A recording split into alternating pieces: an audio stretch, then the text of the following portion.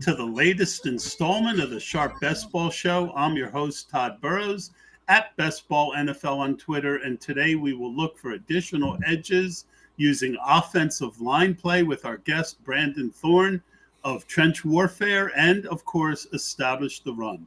Brandon has just dropped his rankings for the new season, and if you're like me, you're going to want to have a membership to Establish the Run. And you can check them out. We will reference them in the podcast, of course, and the stream. And that will help you to maybe find some nice advantages when you are drafting on Underdog Fantasy and trying to take down $3 million. When you do that, you need every edge you can get.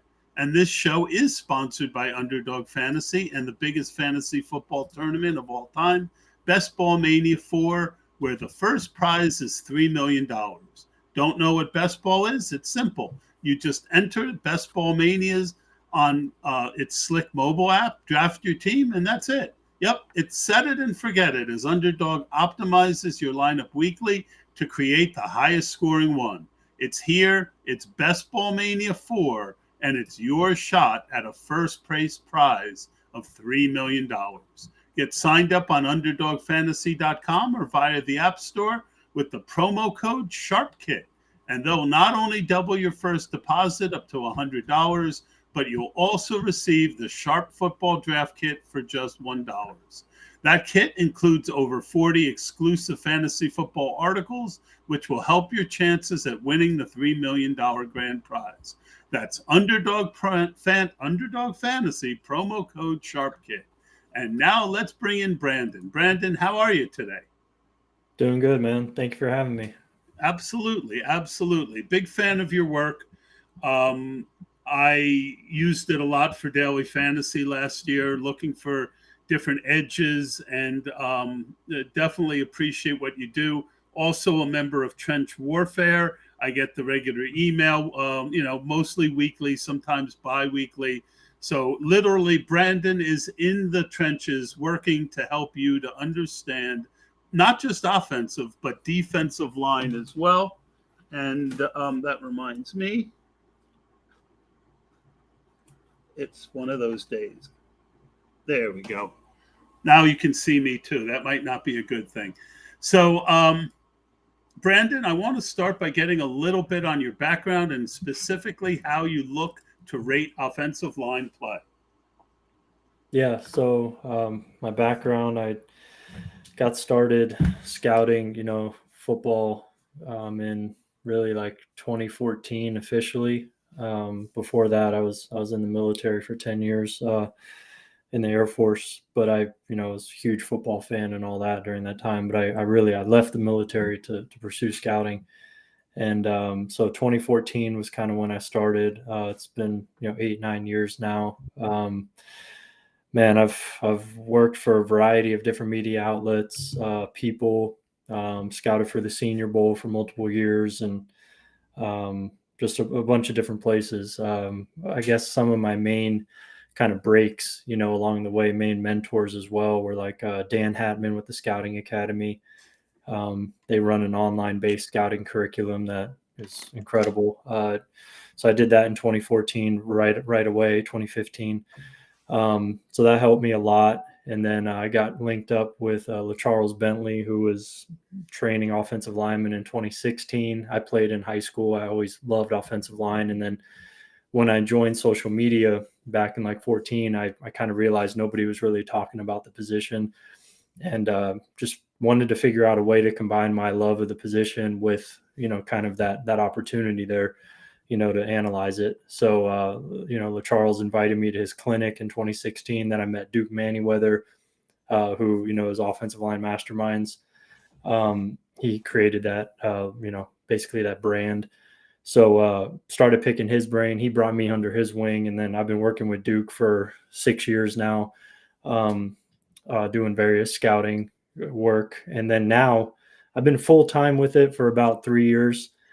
Bleacher Report, I work a lot with them.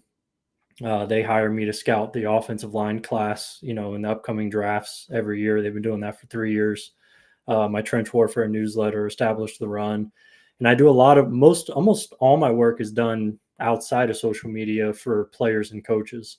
So I do a lot of scouting videos for NFL players, for college coaches, things like that, advanced scouting, and that sort of thing. So yeah, I mean, it's all geared around offensive and defensive line play, and I mean, I love what I do, and it's just yeah, it's really a blessing. So yeah, that's what I do, how I got here, kind of a snapshot of it at least, and yeah, established the run. I started with them about 4 years ago now. So, yep.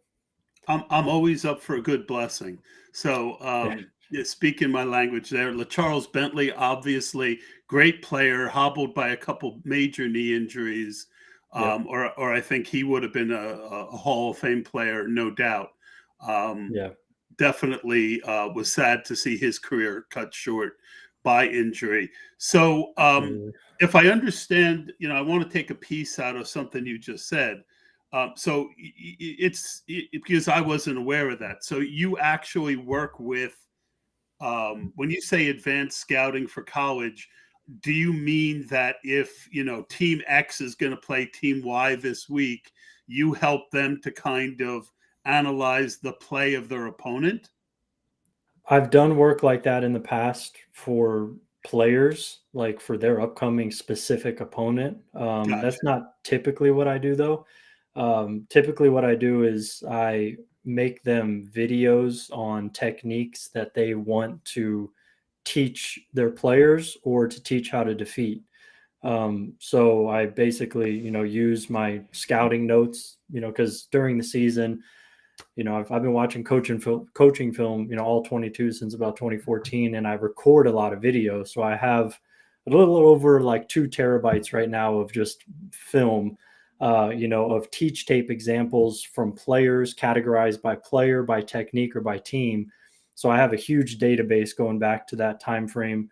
So if guys want to see, how this guy wins using this rush, I can just type in his name in my library, and I could pull up something, and that's helpful to show for coaches, for instance. That's helpful to show their players, this is how so and so wins using this technique. This is how so and so had success defeating them using that technique. Here's 10 examples, or whatever it is. So that's one way that I can help them. And then for players, like you mentioned, one of them, I've done some advanced scouting work for them where I scout an upcoming opponent and kind of give them a snapshot on how they win, maybe something to keep in mind, one way they could take advantage of them, something like that. And then I also make highlight tapes as well for offensive and defensive linemen. I just made one for Max Crosby, and then mainly offensive line, though. I've done One probably of the about. most fun guys in the league right now. Yeah, Crosby's awesome. It was really cool to watch literally every snap of him and just focus on him this past season. And I really gained an appreciation for him against the run as well, which I don't know if a lot of people really give enough credit to. But that's kind of an aside. But yeah, so the highlight tapes is a big thing as well, because offensive linemen don't get highlight tapes, and I'm the one who makes those for them. So I've been fortunate to get to do a lot of those, 40 or 50 over the last few years. So yeah, it's kind of a unique, niche, but yeah, I try to, add value any way I can. You know what they say, if you do what you love, you never work a day in your life. Right. Yeah. So I think that's amazing. I do have a special request based on that. I always am fascinated by, I'm not what you are, right? But I aspire to continue to add to my knowledge base. I would love for ETR to kind of go team by team with what the run scheme is and some things about the run scheme, so that you can see if the back, and then maybe does the back, which back on that team fits that run scheme, as a way to kind of find under the radar players. I don't know what your time's like, but if you don't ask, you'll never receive. I think that would be a fascinating addition to what you already do. Yeah, I mean, it sounds awesome. It would be quite the undertaking for sure, time-wise, for me to do that right, because I primarily don't focus on scheme necessarily. I'm more Gotcha. focused on Technique. players, traits, technique, things like that. But I, I have a general sense of scheme and things like that. But yeah, there's probably other guys out there more qualified than me to do that. But I could play a part in a project like that for sure. That would be cool. Yep, no worries. Yeah. It just occurred to me. I thought I Yeah, would it's a good mention it. idea. Yeah, a lot of people who even talk about offensive line play, you don't get much, and when you do, they seem to lump it all line play in together. You take the time each week during the NFL season to go through both run and pass mismatches. Can you explain this a little bit more? Yeah, so for Establish the Run, I think this is my fourth year, with them now. And so every week, before the season, I'll come out with my top 32 rankings, O and D line, with a focus on pass protection and pass rush. So there may be some of these rankings where the run blocking, may bump or, lessen a team, but I try and focus more on the passing element. So with that being said, during the week, I try to I re-rank basically all 32 pass protection units and pass rushing units based on their upcoming matchup and also based on just how well they're playing at the time. So week 1 is not going to be any different than, my top 32 right now that just came out this morning. Because, for one, they haven't played anybody yet and nothing's really changed. But then week 2, there might be some subtle changes, based on how they played, also considering who they're playing the upcoming week, and then injuries and things like that, of course, make it fluctuate. So I do that week after week throughout the regular season. I also do it in the playoffs. I re-rank all 32 with like an in-depth analysis at the mid-season mark, around week 8 or 9. Yeah, and I've had some success with that. I know there was some guy who was tracking how well I did against the spread, and all these cool metrics that he had that were really interesting. Not even my intent, because I'm not trying to necessarily predict game outcomes, but I thought that was kind of interesting. But yeah, I'm really just trying to predict, who is going to see the most pressure or the least amount of pressure, and then kind of where it's going to come from, and then let people do with that, what they can, get value out of that however they see fit. But that's kind of what I do. And I base those things, I'd say 95% off of my film study on the players and on the units, both offensive and defensively in the past and that current season, with an emphasis on that current season, of course. But, I'm pretty familiar with these players going years and years back. So I kind of combine all that and try to estimate, pressure or the lack thereof on a weekly basis. I always work by the theory that when it comes to offensive line play, that the top 5 matter and the bottom 5 matter, but the rest, for the most part, are bunched together, and it's the juice kind of isn't worth the squeeze. What do you think of that theory, and in general, and that, using that application? I mean, if you want to keep things like simple and kind of surface level, I think that's, a fair, theory and a fair way to look at it. It'll get you in the ballpark. But, it's kind of hard for me to look at it like that completely because I'm, more in the weeds. So, Yep. I would say it changes on a year by year basis, even on a, halfway point of the season basis, depending on the injuries and whatever else happens. But sometimes it's the top 7 that matter more, or the top 8 or the top 4, or, so it kind of varies a little bit. But I'd say generally, it'll get you in the ballpark of kind of, I think, what you're attempting to do there, and just identify the real, game changing units. But yeah, so there's, we could go into more specifics if you want, but yeah, I think that's generally an okay way to look at it. Yeah. And, my other question, which I don't know is as relevant, I wasn't aware that you mostly focused on pass protection. But is there certain lines that people think are a good offensive line, but they're really only good at one half? Individual linemen can be really good at one and be terrible at the other. Units can be, how they play together. Offensive line play is so fascinating overall. But are there any teams that jump out to you as being imbalanced, where people think they're a good offensive line, but really they're only good at one part of it? Oh yeah, absolutely. It's a great question. So yeah, I mean, just initially going off of last year and then with the projections this year as well. I mean, a couple right off the top, I think the Falcons are probably the best example. They're clearly better run blockers than pass protectors. And, another factor into my rankings, of course, is, factoring in what the offensive line is asked to do or what they're not asked to do. And, if you apply that thinking to the Falcons, I think last year they were, top 1 or 2 in rush attempts and play action percentage.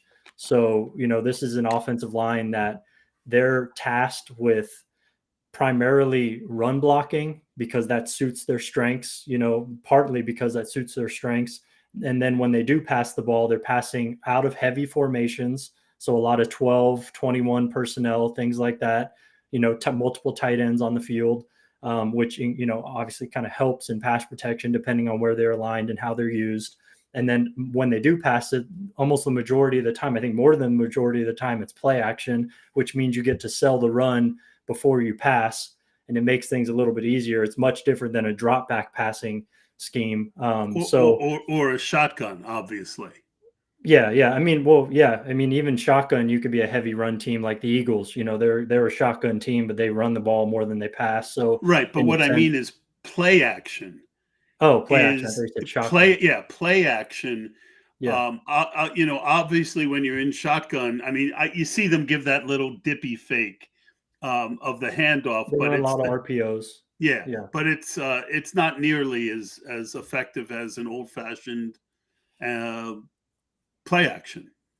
Yeah, I mean, they're different. RPOs and play action are certainly different, but yeah, I mean, I would say teams that run a high, degree of play action or RPOs, it does alleviate, kind of the burden of offensive linemen and pass protection either way. You could say play action does a little bit more, but yeah, I mean, they both help. So that's something with the Falcons that I always consider. If you put that offensive line in more of a drop back type of scheme, which won't happen, I don't believe, at least not this year, based on who they have on their offensive line, like a guy like Caleb McGarry, I remember studying him coming out of the University of Washington a couple of years ago, clearly a better run blocker than pass blocker, really struggled his first couple of years in the league. Last year had the best year of his career all of a sudden. Well, Arthur Smith came to the team, installed a completely different scheme. They're running the ball, they're running play action. All of a sudden, Caleb McGarry is an asset. That he didn't really make that much of a jump, necessarily. It was more what he was and wasn't asked to do. So that's one example of a guy on that offensive line that benefits. So that's one team. I think you can let me just jump in before you jump out of that team. Jake Matthews also, I believe, obviously great heritage, family, Hall of Fame family members. He was a little weak in pass pro coming his first couple years too, if I remember. Yeah, I mean, Jake Matthews is definitely different than Caleb McGarry. Very different players. Definitely more athletic, better mover, lighter, things like that. Better fit for his, heavy zone type of scheme, but he could do both. Different than McGarry.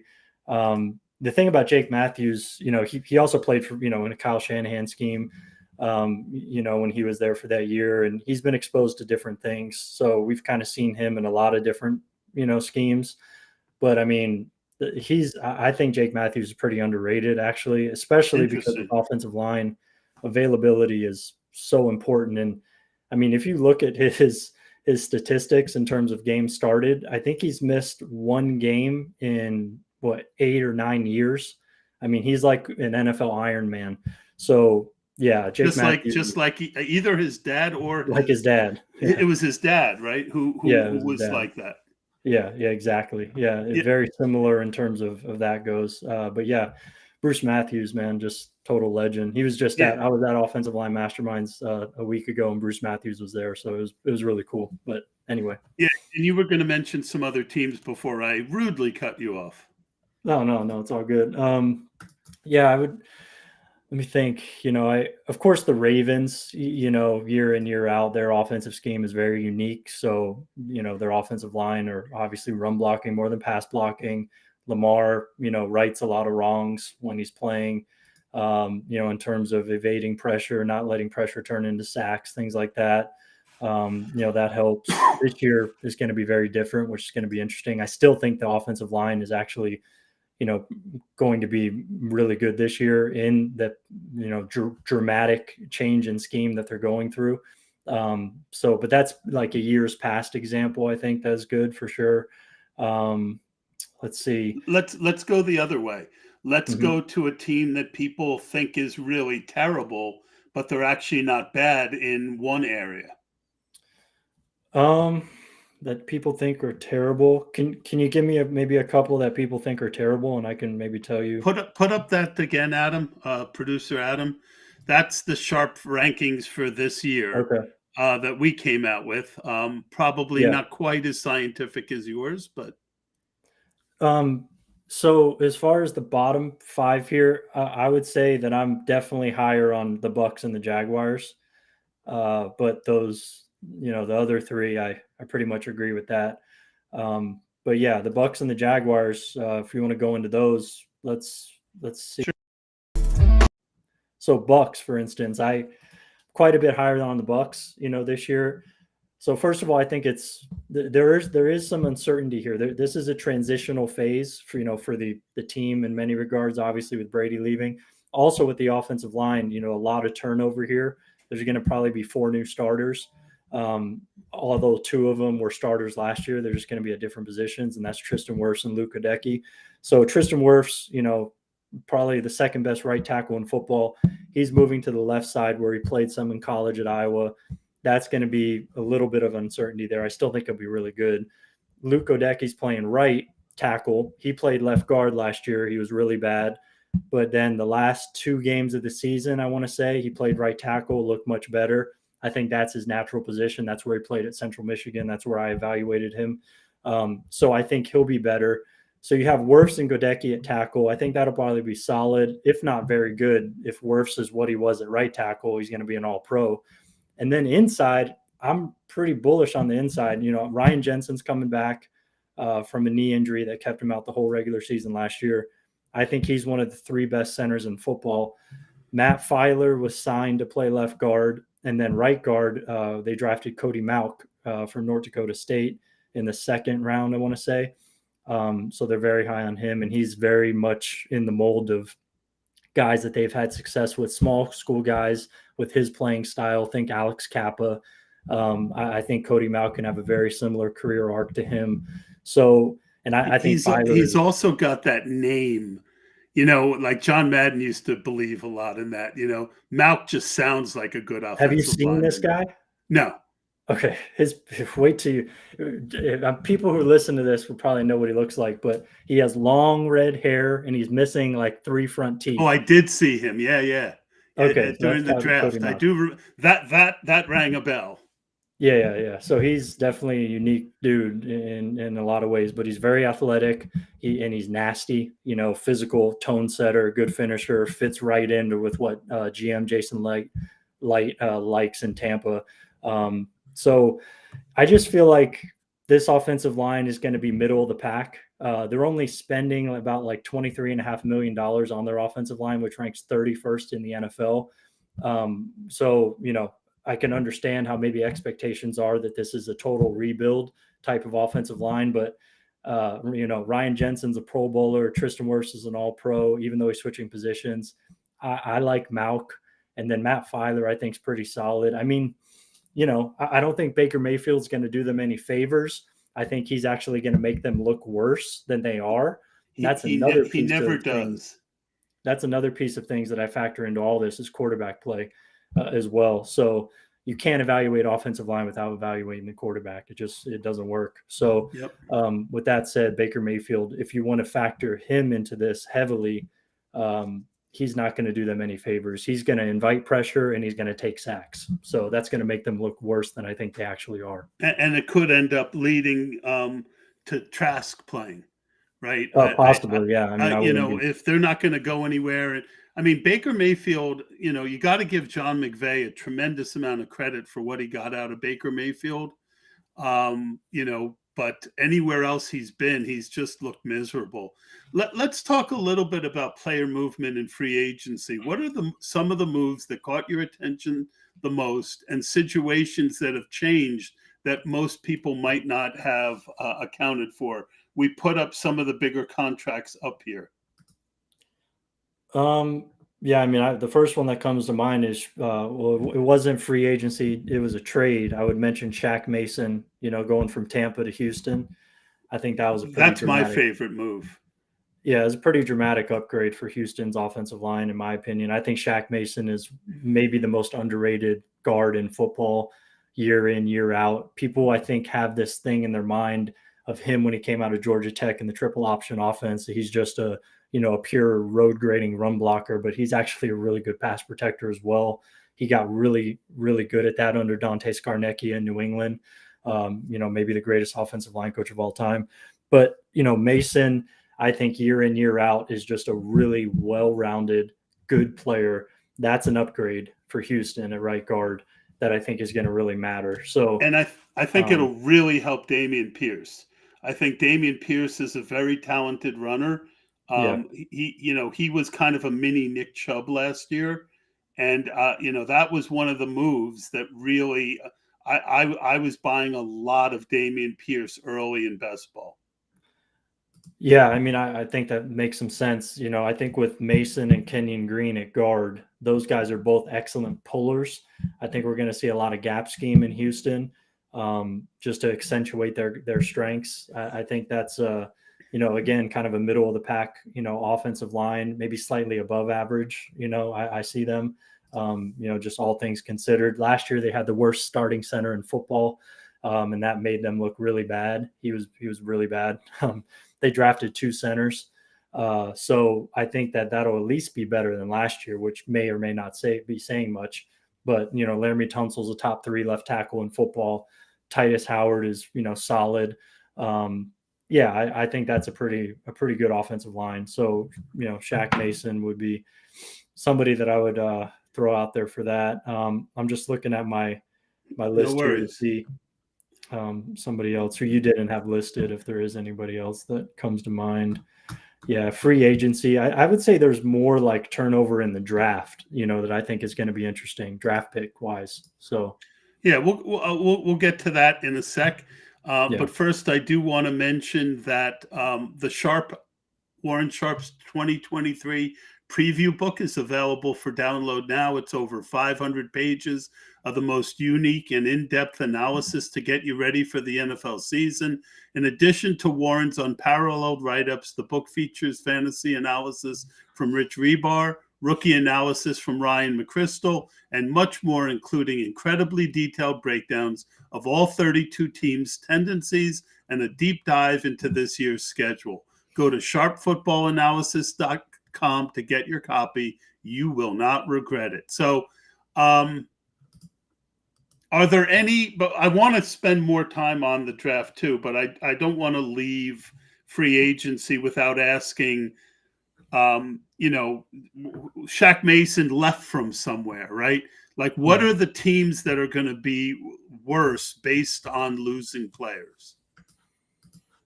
Man, that's a good question. I would say the 49ers losing Mike McGlinchey. That's one, because they're replacing him with Cole McKivitz, who, I don't believe has started any games. And if he's going to be the first year starting in his career, so not that I'm a huge Trent Williams getting up there in age a bit, a little injury prone too, but he's still elite, right? Yeah, I'm not worried about Trent Williams. Yeah, okay. He's the best tackle in football. But yeah, Mike McGlinchey, leaving. Mike McGlinchey's, not a great player, but he's good. He's certainly above average, I think. He's a good right tackle. Then there could be potentially going from that to below average right tackle. So that's going to be a difference for sure. I will say, however, going back to kind of some of the scheme talk, the 49ers, in my opinion, are probably one of the 2 or 3 most offensive line friendly schemes in football. So, it's probably going to hurt them less than it would, 95% of teams in the league. But still, in high leverage situations, meaning, down, late in games or obvious pass situations where they have to drop back and they can't put all that window dressing in their offense and they can't run play action and all this stuff. In those scenarios, I think it will hurt them a little bit because McGlinchey was more reliable than McKivitz. So, in certain matchups, certain weeks, I would definitely consider that one to be one where an offensive line would be worse. Let me follow up again, because you just said something very interesting that I think deserves being elaborated on. You said that the San Francisco 49ers have one of the most offensive line friendly systems in the league, correct? Could you please explain for us in a little more detail why that is? Yeah, well, I will say I don't think I'm breaking news here. It's Kyle Shanahan, Mike Shanahan. I mean, this has been true for 25 years. But, it goes back to, a Shanahan offense. First of all, the run game is tied to the pass game brilliantly. So things look the same. Defenses are consistently on their heels and confused when they face Kyle Shanahan offense.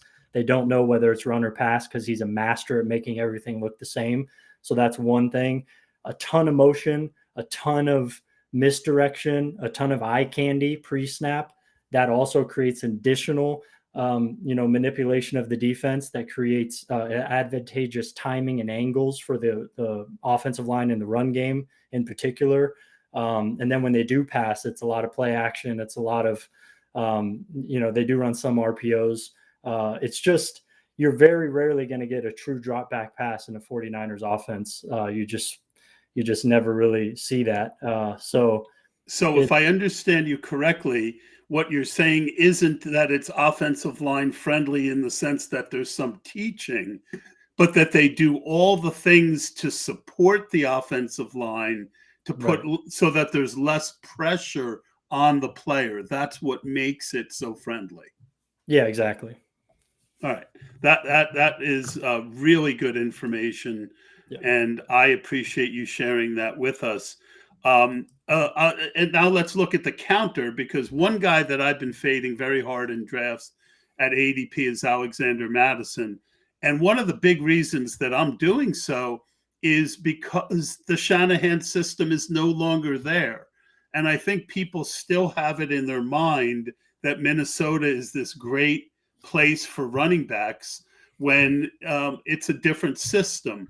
Am I correct there? Because I'm making a pretty big bet on fading Mattison. What is the Vikings situation? And any thoughts on that would be greatly appreciated. Yeah, that's a really interesting one. I think there's still shades of that system there, but it's not as prominent as it has been in the past for sure. Like when Gary Kubiak was there. It's more of a kind of a passing oriented system, especially with Justin Jefferson. I mean, obviously, but Chris Cooper's the offensive line coach. He was an offensive lineman who played for Mike Shanahan in Denver. So he certainly is very familiar with the Shanahan system, and he's, coaching the offensive line every day. So, you consider that. But yeah, I would say their offensive line is a little bit below average, to me. Especially how I rank it, geared towards passing, pass protection. I mean, if you watch the quarterback series on Netflix, I mean, Kirk Cousins is getting murdered back there, and that's, they returned all 5 starters.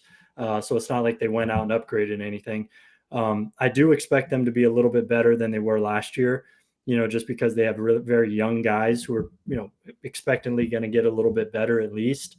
But I would still have serious reservations about the interior of their offensive line in pass protection. That's kind of my biggest hang up with their offensive line. Oh, all right. Excellent. And thank you very much.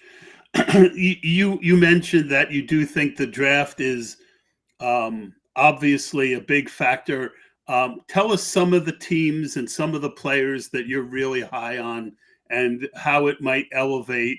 We put up some of the early picks.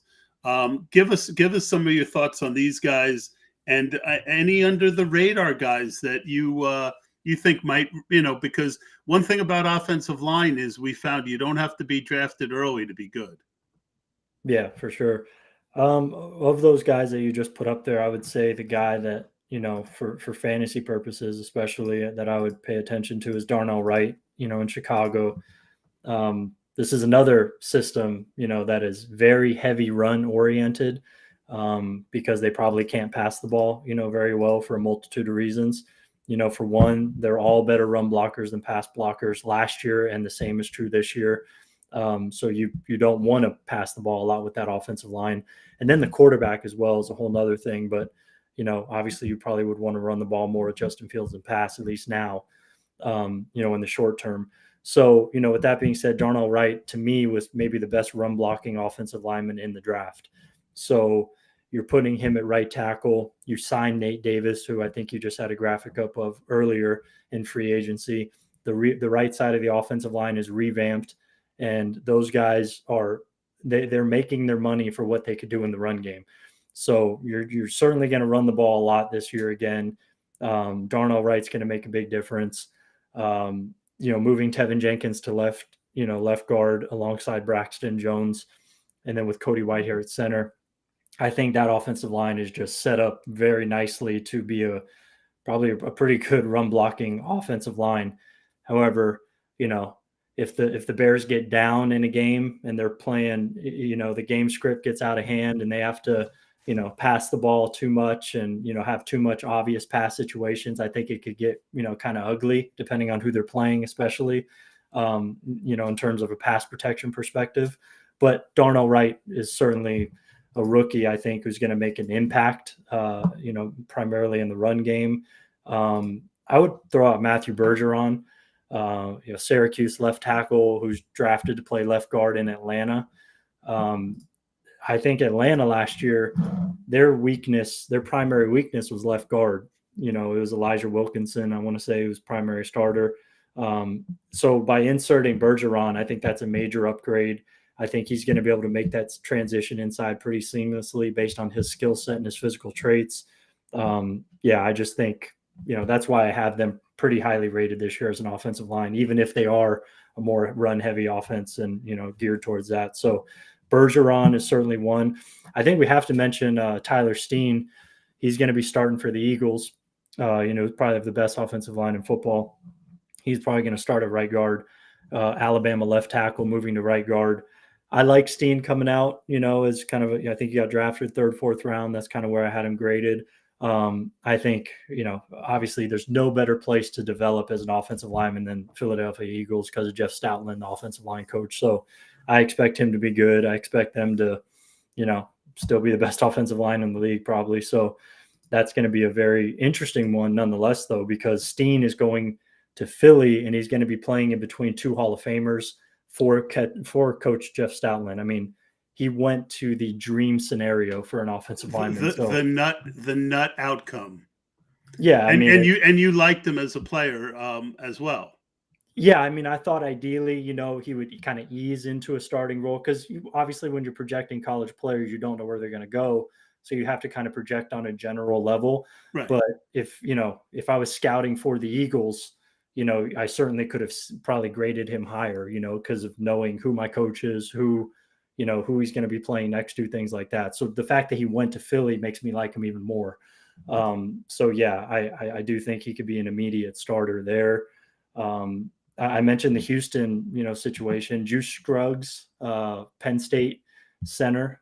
He's going to be playing. He's going to start most likely at center. I think that's going to make a difference, considering what they had last year.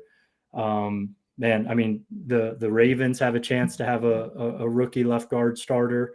The Seahawks have potential to have 2 starting rookies on their offensive line at center. And they had right 2 guard. Last year. Yep, and they had 2 starting rookie tackles last year. Yeah, they could have 2 starting rookies this year. Are they more run or pass oriented? These guys. So there's 2 guys, Oluwatimi, who won the Remington Award last year for the best center in the country. He got drafted in the 5th round. He's competing with a free agent signing named Evan Brown for the center spot. I think he has a better chance of winning it than their 4th round pick, Anthony Bradford from LSU, is competing with Phil Haynes, who's another 4th-round pick that they picked a couple years ago. But Phil Haynes just got re-signed. I think Phil Haynes is going to win that job. But I think Olu Oluwatimi could, be a starting center, for that team in week 1 as a rookie. So that's another one. I'm not super high on him. Let me follow up with one more on the Seahawks, because that's a team very interesting, because they added high-value rookies in both the pass and the run game. I'm not up on it enough. That I know they were pretty happy with the 2 rookies they played last year. But do you see that as more of a run line, pass line, both? I see that as kind of a well-rounded one. I'm pretty high on the Seahawks offensive line this year. Considering that they're spending the least amount of money in the entire NFL at the position, I expect their production to way exceed that. So, they're spending like $22.5 million on their offensive line, which is insane.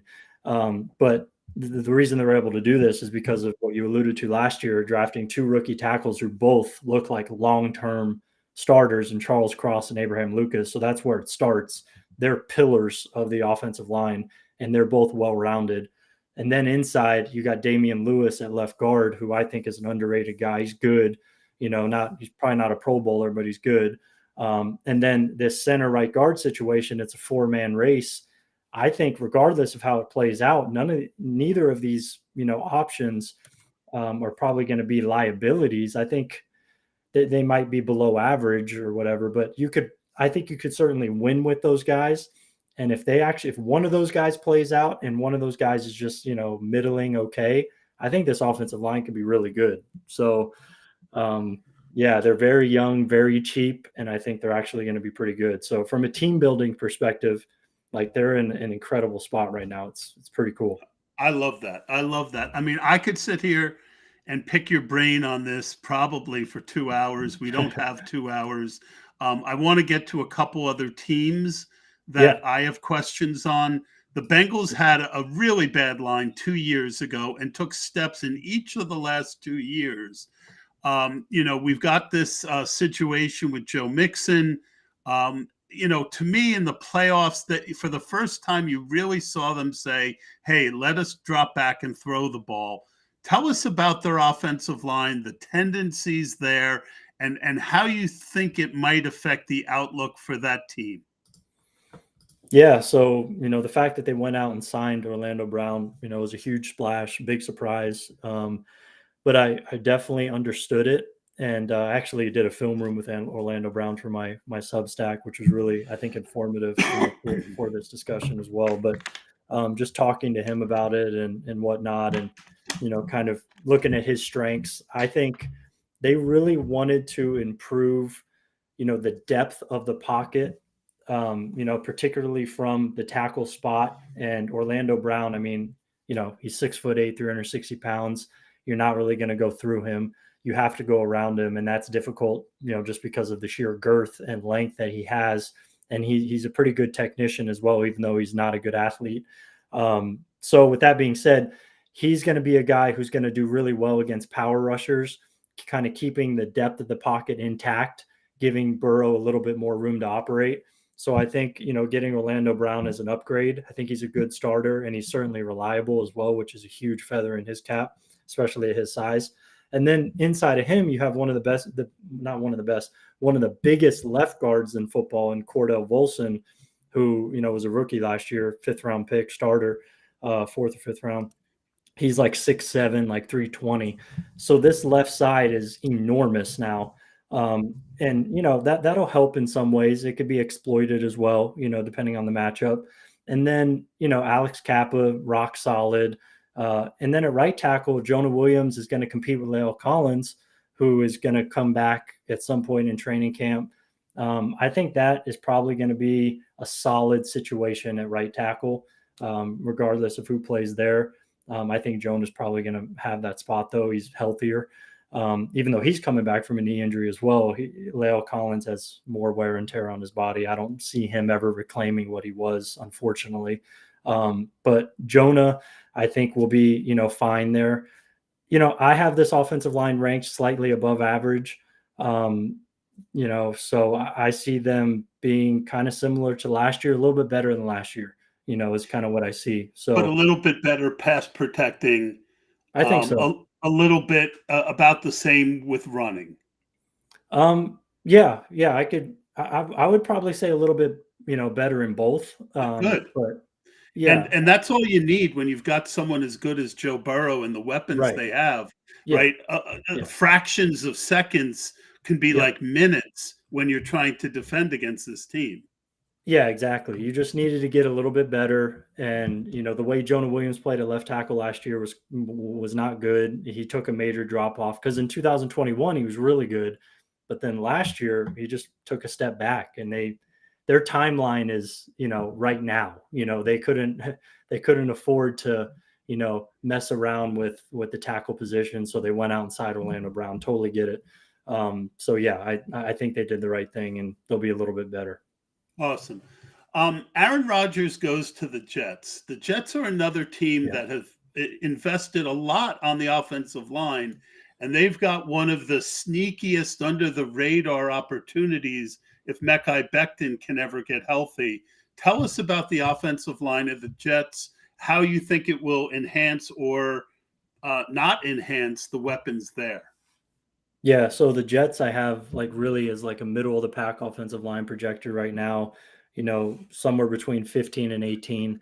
They're spending the 15th most in the NFL. Kind of, I think you're kind of gonna get what you pay for, in a sense. I think their production is kind of gonna match what they're spending at the position, which is fine. If they're the 15th best offensive line in the league, that's plenty good. But there are some serious question marks as well. Quick interjection.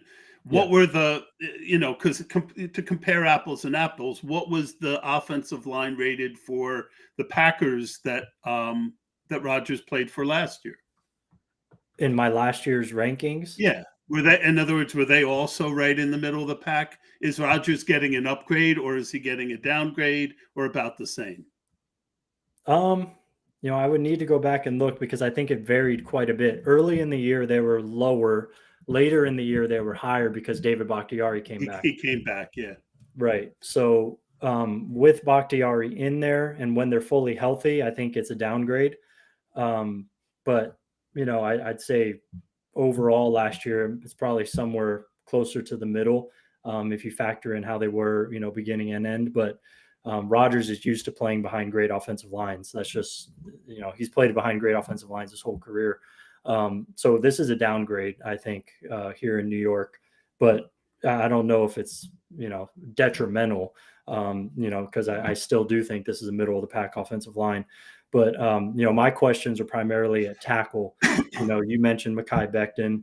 He's played, one game in 2 years. So, that's a huge question mark. If he doesn't play, you'll still probably be okay, because they have Max Mitchell there, who's, I think a fine player, rookie last year out of Louisiana Lafayette. He played admirably when he played last year. So he'll be okay. But you ideally want Mekhi Becton. If he is healthy and playing, then I think that this offensive line could be better. But I'm going into the season skeptical because we just haven't seen it. And then also their left tackle, Dwayne Brown, is 38 years old, coming off of shoulder surgery as well. They kept him out of 4 games last year. So at tackle, it could fall apart real quick. And this thing could be, it could get ugly quickly, because they don't really have great depth, behind both tackle spots. No team in the NFL does. So I like the interior. And I think if the tackles could stay healthy, this could be a really good offensive line. Could Vela Tucker be one of the best in the game? I think he's the best offensive lineman on the team, hands down. He's, to me, already, probably one of the 6 to 8 best right guards in football. So yeah, I'm very high on him. I think he's really good. Traded up a lot to player. get him. Yeah. All right. The Bills line isn't great, but is it as bad? I think people really think it's a bad offensive line and that it'll hold Josh Allen back from a pass protection standpoint. What are your thoughts on the Bills? Yeah, I could kind of go either way here. I have them, just outside my top 20, in offensive line rankings. So in the same tier as the Jets, although the Jets are at the very top of that tier. So they're closer to the next one than the Bills for sure. The Bills are kind of closer to the one, after them. They went out this offseason and they certainly attempted to get better. They've attempted to improve their offensive line every year. They've done a great job, I think, kind of building the offensive line. They just had some unfortunate injuries that has derailed, their process. I think the key for the Bills offensive line this year is right tackle Spencer Brown. I think this is third year now, coming out of Northern Iowa, small school, came out very raw. He's an athletic, phenom, I think is probably fair to say, just a complete athletic freak. But he's very raw, and he missed last offseason due to injury. He missed training camp, and that was vital. He went into the year, just kind of behind, and he never really could quite get there. So now he's healthy, full offseason. We're going to see now, if Spencer Brown is going to be good, I think. And if he is actually functional and maybe average, I think this offensive line is going to be pretty good. Now, if he plays how he did last year and the year before, it could be more of the same, with the offensive line kind of being a hindrance to the offensive the offense as a whole. So I think they got a little bit better at left guard with Connor McGovern, replacing Roger Saffold. And then they drafted Osiris Torrance in the second round from Florida, who's definitely a better run blocker than pass blocker. But I think he'll be a slight upgrade. So 2 slight upgrades at guard. They have a really good center already. They have a good left tackle. But to me, it all boils down to Spencer Brown. I mean, if he is a little bit more reliable in pass protection, this thing could, be firing on all cylinders. But he could also derail it pretty quickly as well. Well, that's interesting because it could have been the answer to my next and last question. And I want to thank you very much for coming on. Just fabulous information. We're definitely going to get you guys over to see what, Brandon's rankings have just dropped. I'm going to be going there myself and reading every single word that Brandon has written over the last few days on offensive line. And my last question for you, Brandon, is give me a surprise team, that surprised you when you did your research, where you thought they would be lower and you ended up putting them higher. Yeah, that's a good question. I kind of touched on, I think Seattle surprised me a little bit. I think they were a little bit higher than I thought going in. You could give me surprise worse too. Yeah.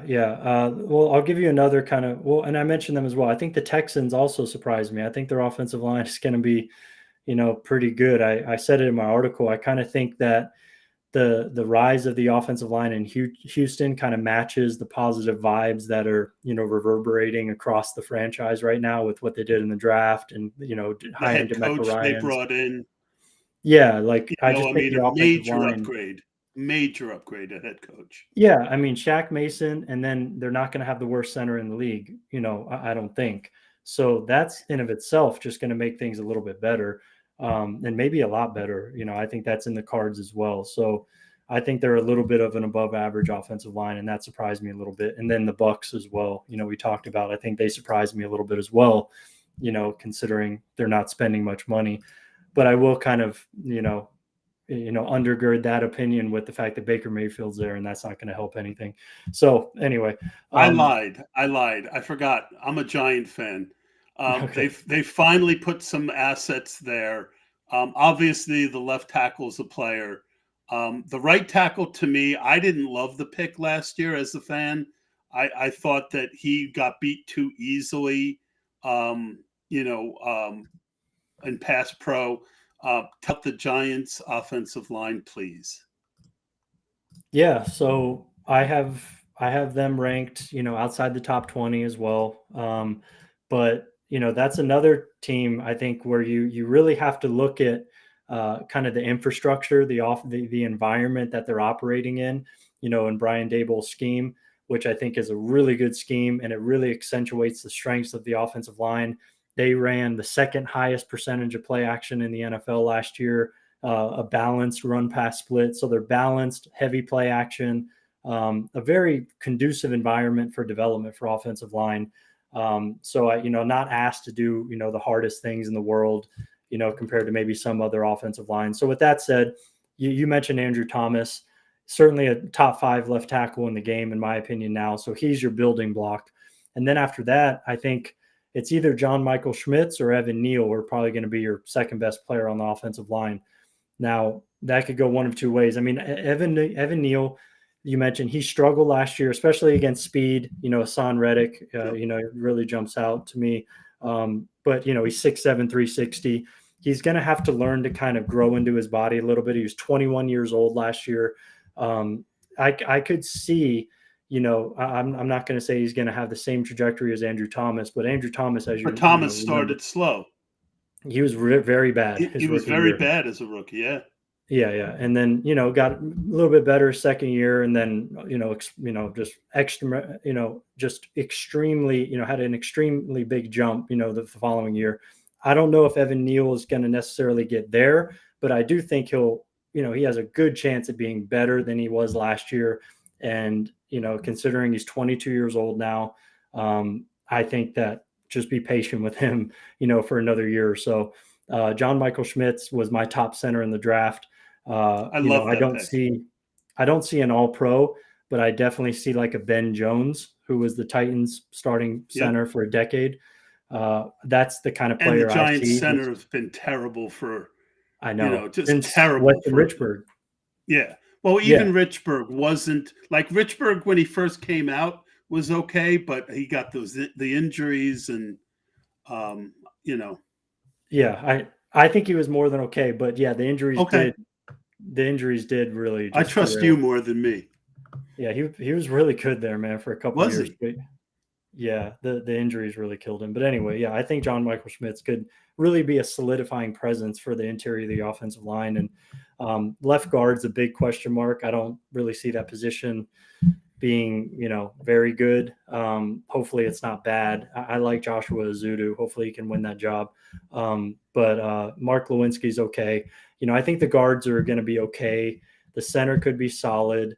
Again, similar to the Bills, where their right tackle is going to kind of make or break, where the offensive line can go. I think the same could be said with the Giants and Evan Neal. So, right now I'm going in outside the top 20 on their offensive line, but I could see a path where they can get a little bit better than that. But they're not going to be and smart enough to scheme to their strengths. I know they brought over the guy from Philadelphia, the assistant general manager, who had a reputation at being able to uncover some of these late offensive line guys. So I'm hoping that we start, as these drafts start adding up, we start seeing, the fruit of that, and they actually got the right guy out of the team. Yeah. Hopefully that happens. They drafted one offensive lineman this year, so he's going to start at center. We'll see in future years, though. That'll be interesting to see kind of who they acquire or whatnot. Awesome.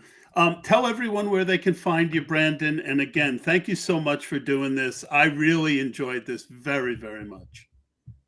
Yeah, likewise, man. I appreciate you having me. So trenchwarfare.substack.com. People can go to that link and sign up for my newsletter.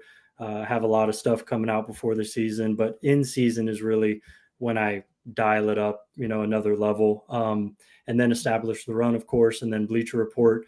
We'll see if they're going to do it another year, but as of right now, it looks like I'll probably be back for a fourth year scouting college offensive lineman for them. And my Twitter, which I think you have right there, Brandon Thorn NFL, find a lot of my information there as well. Awesome. All right, folks, that's going to do it for this week. Thanks to Brandon. Next week, we have Matthew Harmon. We're going to be hitting the wide receiver position. I'm a big fan of his reception perception, and we're going to look for some sleepers at the wide receiver position for Best Ball. I'm Todd from PA, or at Best Ball NFL. We will see you next week.